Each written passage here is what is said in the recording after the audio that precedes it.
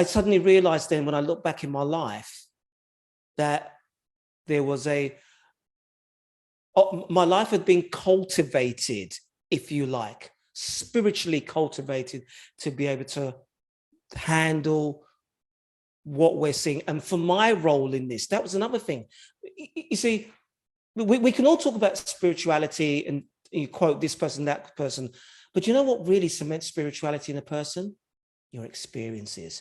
And I had a number of supernatural experiences that it made it.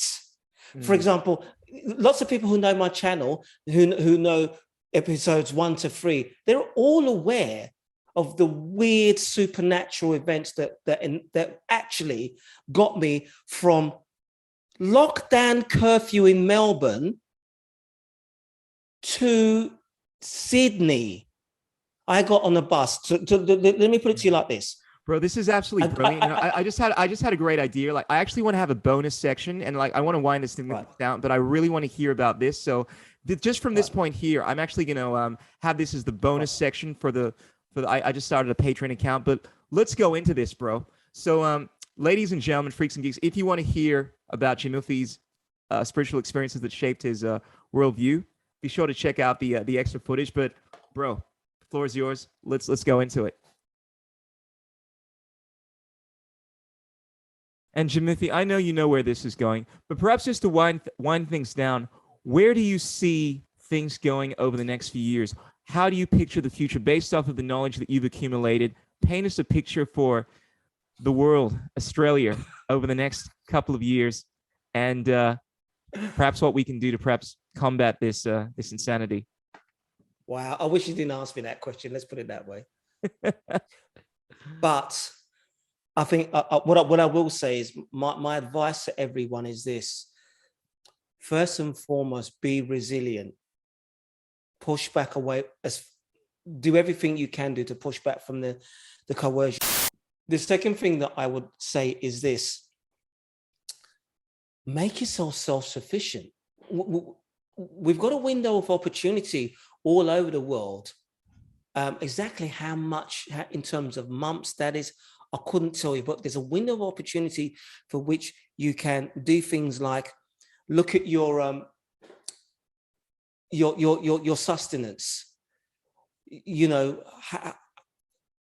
look at your dependency on supermarket chains and think about why not be dependent upon yourself growing things.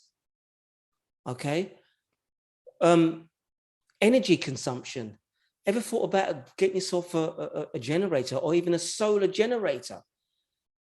Water supply, water filtration.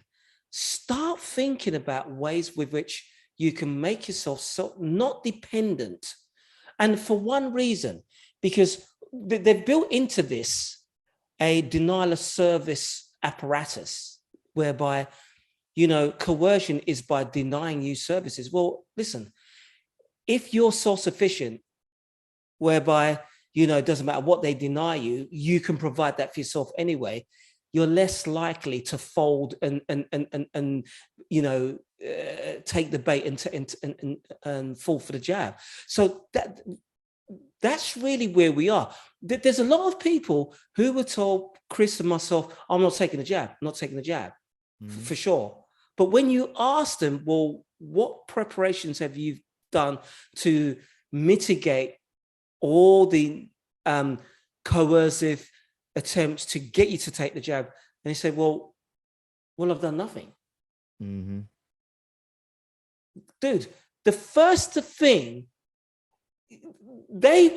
listen, people have already fallen at the first hurdle, which is, if you don't get a jab, you can't travel. So, oh yeah, oh, I better get the jab then. I spoke to an ex-girlfriend, Polish girl, and she said to me, well, I have to travel. So vaccination wasn't, pushing back on the vaccine was not an option. I have to travel. First hurdle. For some people, it'll be, well, you're not allowed to go to the supermarkets. Oh, damn, I didn't stock up on food. I'm going to have to take the jab then. You see what I'm saying? So what I'm trying to say is try and make yourself as self-sufficient as possible so you can push back. Eventually, though, it will come down to your conviction. Absolutely. It may come down to that. I just want to because comment. your food will run out. This and that will run out. That and that will run out. Do you know what I mean? You won't work it, don't make the rest, you won't make it.